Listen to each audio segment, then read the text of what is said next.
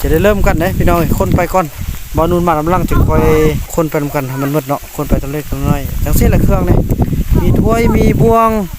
มีหม้อแห้งเตกระโปะมีทุกอย่างตามที่อันผู้ใหญ่ใจดีแนะนำบอกให้ซื้อเลยเนาะมีสิ้นเนาะไปให้บรรดาผู้หญิงมีเครื่องทุกอย่างอันนี้เป็นถ้วยมีครกเนาะอันนี้ผ้าห่มอันนี้เป็นคู่เนาะอันนี้หม้อค้างอันนี้บวยตักน้ำทุกอย่างเลยเนาะอันนี้โซลาเซลล์อันนี้เป็นครกนี่บ้านเนาะเขาจะเคลื่อนย้ายไปปะอยู่บ้านของเซาหลีเนาะแล้วเป็นจังได๋เราค่อยย้ายกันที่พุ่นเนาะพี่น้องเนาะ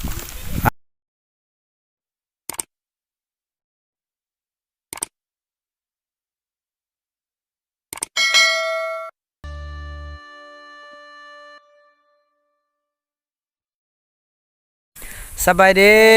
สบายดีเนาะมื้อนี้ก็มาพบกับช่อง BN ชาวลาวเช่นเคยเนาะก็ถือว่ามื้อนี้เนาะช่องพ่อเมียเนาะก็ถือว่าจะได้มามอบเครื่องวัตถุปัจจัยเนาะที่ว่าได้รับจากการบริจาคจากหลายภาคส่วนจากพ่อจากแม่จากพี่จากน้องเนาะคือว่ามื้อนี้ก็ลุยเต็มที่เลยสิพากันมานอนมื้อนี้เนาะนอนประมาณ 2-3 คืนพุ่นแล้วเนาะติดตามเบิ่งการเคลื่อนไหวของเขาเจ้าแดเบิ่งเวียกเบิ่งงานแดเนาะถือว่าขอบอกขอบใจทุกท่านเนาะก็ถือว่าเดี๋ยวนี้นะ BN เนาะจะหรือว่าบ่าวบุญนำจะมาบอกเรากระซิบกันถ้าว่าผู้ใดอยากบริจาคก็ให้มีสติเนาะเพราะตอนนี้ได้มีคนที่ว่ากลุ่มคนที่ว่าบ่ดีเนาะได้สร้างเพจหรือว่า Facebook หรือว่าสื่อสารทางการออนไลน์มันยังต่างๆทั่วหลายทางแล้วตอนนี้นะออกโลโก้ของ BN ชาวลาวเนาะแล้วก็ชื่อของ BN ชาวลาวออกชื่อบุญนำจังสั้นก็เป็นสติเตือนใจนำกันเนาะถือว่าอย่าลงเสื้อถ้าว่าท่านใดฮักจะบริจาคก็สามารถติดต่อได้ทางเบอร์อย่าลืมเนาะถ้ามันต่างประเทศอย่าลืมใส่ไม้บวกก่อน85620แล้วก็7892233เนาะอย่าลืมไม้บวกเด้อถ้ามัน Facebook เนาะก็เดี๋ยวนี้ก็บ่แน่ใจว่าจะค้นหาทางใดเนาะเพราะมันมีหลายคนที่ว่าตั้งเนาะตอนนี้นะ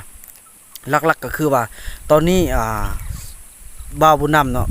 ได้ตั้ง Facebook ชื่ออันที่1ก็คือวิธีเผาลาวเนาะเป็นภาษาไทยเนาะเดี๋ยวเบียนจะพิมพ์ให้เบิ่งเนาะเป็นตามนี้เนาะแล้วอันที่2ก็คือบุญนำแพงตระกุลเนาะลองพิมพ์ทางช่องทางนี่เนาะคันว่าพบทางนึงก็เป็นทางนึงเพราะว่าเบียนได้เปลี่ยนชื่อเนาะบุญนำได้เปลี่ยนชื่อเพราะว่ามันจะให้เปลี่ยนชื่อช่วง2 เดือนเนาะก็ถือว่ามีสตินำกันพี่น้องเอ้ยหรือว่าบ่าวบุญนำอยากแนะนำเกี่ยวกับการบริจาคถ้าว่าหากเห็น2 ทางติดต่อก็คือว่าต้องโทรฟังเสียงแล้วก็โทรเปิดกล่องเบิ่งอย่างเดียวเด้อจึงจะมั่นใจว่าแม่นบ่าวบุญนำเนาะถือว่าถ้าว่าเซตแล้วบ่มีการตอบเซตแล้วเซตตอบแต่ว่าโทรบ่รับนี่บ่แม่นเด้อบ่แม่นบ่าวบุญนำแล้วเด้อบ่าวบุญนำนี่ถ้าเซตตอบแล้วก็โทรเปิดกล่องพร้อมล่มรายละเอียดกันจังซั่นจึงบริจาคเด้อพี่น้องเด้อเตือนสติโอ้อันตรายคนบ่หวังดีนี่ซอกหาทุกวิธีทางเด้อพี่น้องเด้อจังได๋ก็บอกเราก็10 กันสำนี้เนาะต่อไปเบิ่งเครื่องแล้วก็มอบเครื่องกันพี่น้องเนาะตอนนี้เฮาก็มาฮอดเส้นทางที่ว่าสุดแล้วไปเบิ่งเครื่องกันเนาะสบายดีเนาะนี่อันนี้ก็เป็นเครื่องที่เฮาจะบริจาคกันนี่จะมีโซลาร์เซลล์นี่มี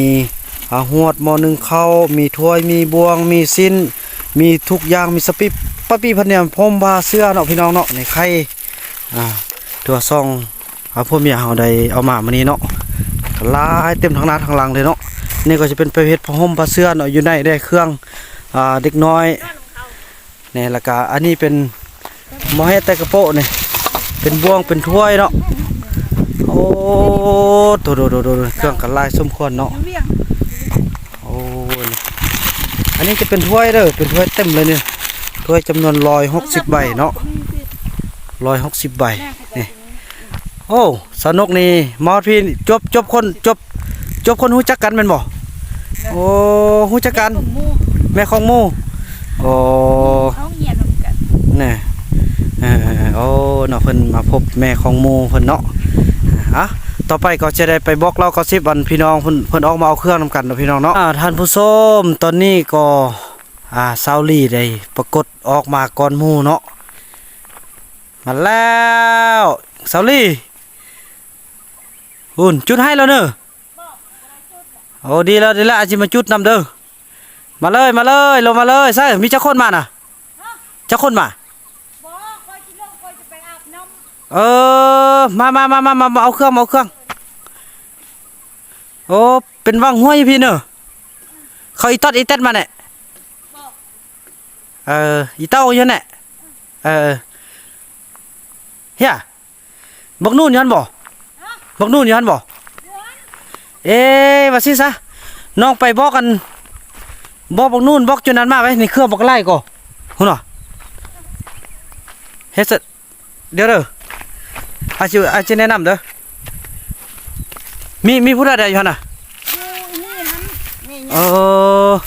มีเจ้าก็เห็น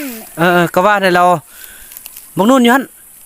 นู่นปุกตุบอยู่หั่นโอ้ดินปุกตุบแล้วเรามีผู้ใดบ่คูนเมื่อล่ะเนี่ยใช่โมเมนต์ทุกเขาเสียบมัน บ่ไปเสียบเสื้อเขาเนี่ยเขาโบเนี่ยบ่ได้บอกเขาบอกไปเนี่ยโอ้แน่นั่นนี่เด้อพุ่นน่ะเครื่องน่ะเห็นบ่เครื่องอยู่รถพุ่นน่ะพุ่นน่ะเต็มเลยนะรถอ่ะเราไปเอิ้นกันมาเอาเด้อแล้วอย่าอันบักคุณอยู่หั่นบักคุณมาทุกคนเลยเด้อมาเป็นเครื่องไล่ไปสิเด้อไอ้น้ำเอาเครื่องมาส่งมาสิเด้อเด็กน้อยคือกันเอามาเนี่ยเอามาหยิบเอาขนมเด้อเห็นบ่ท่านผู้ชมถือว่าตอนนี้กะเนาะเราเอามาคนเดียวเดี๋ยวบ่ไหวจะไปสร้างหาเอิ้นบ่นู่นแล้วก็ทุกคนเนาะมาเอาเครื่องนำกันเนาะจะได้ก็รอชมตอนที่ว่าเขาจะออกมาเนาะโอ้เด็กน้อยเพิ่นมาเบิ่งคนป้าพี่น้องเอ้ยสิได้อยู่นี่เคยเห็นไล่บ่เห็นตลอดเนอะโอ้ท่านผู้ชมเนาะรอถ้าเขาจะออกมาเนาะสองพ่อเมียเฮาตั้งจุดท้ายอยู่นี่บ่ไหวเด้2คนมอแฮแต่กระโปงอะไรทำไมบักกันหลายอย่างถ้วย160ใบพุ่นนะถ้วยนะมีหม้อมีจานมีคู่มีโอ้หลายเด้ยอมรับเนาะจะได้ก็รอท่าเขาเจ้าเดี๋ยว BN จะคนเลยบ่คนมาไว้เลยเนาะคนมาไว้เป็นกล้องเลยเนาะบัดออกมาแล้วมันง่ายดีโอเคท่านผู้ชมไปค้นเครื่องออกท่าเขาเจ้านำกันเนาะท่านผู้ชมตอนนี้เซาลีก็ออกมาท่าแล้วรอนุ่นกันกำลังจะออกมาเนาะเห็นบ่เครื่องเขาค้นมาเป็นที่เรียบร้อยแล้วจะได้เริ่มกันเลยพี่น้องคนไปก่อนบอนุ่นมากำลังจึงคอยคนไปนำกันทำมันมืดเนาะคนไปตัวเล็กตัวน้อยจังซี่แหละเครื่องนี่มีถ้วยมีบวงมีหม้อแห้งเต็กกระโปะมีทุกอย่างตามที่ผู้ใหญ่ใจดีแนะนำบอกให้ซื้อเลยเนาะ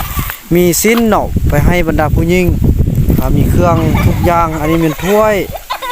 มีครกเนาะอันนี้ผ้าห่มอันนี้เป็นคู่เนาะอันนี้หม้อค้างอันนี้บวยตักน้ำทุกอย่างเลยเนาะอันนี้โซลาเซลล์อันนี้เป็นครกนี่อันนี้เป็นเสื้อเนาะเสื้อจะเป็นเดี๋ยวเขาจะเฮ็ดคลิปต่อไปเนาะเดี๋ยวการปลูกเนาะจะเป็นมีมักน้ำมีทุกอย่างมีซาลี่ทุกอย่างเลยพี่น้องเลยอยู่ไหนเนาะของอยู่ของกินเนาะมอนึงเข้าหวดย่าง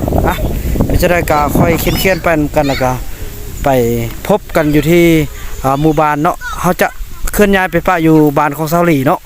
แล้วเป็นจะได้เราค่อยย้ายกันที่พุ่นเนาะพี่น้องเนาะคนไปนำกันเลย